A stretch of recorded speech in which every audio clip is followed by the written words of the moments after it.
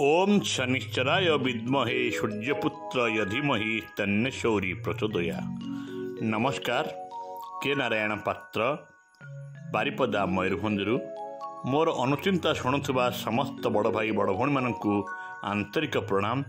छोट भाई भौणी मानू स्नेह आशीर्वाद भल पाइबा।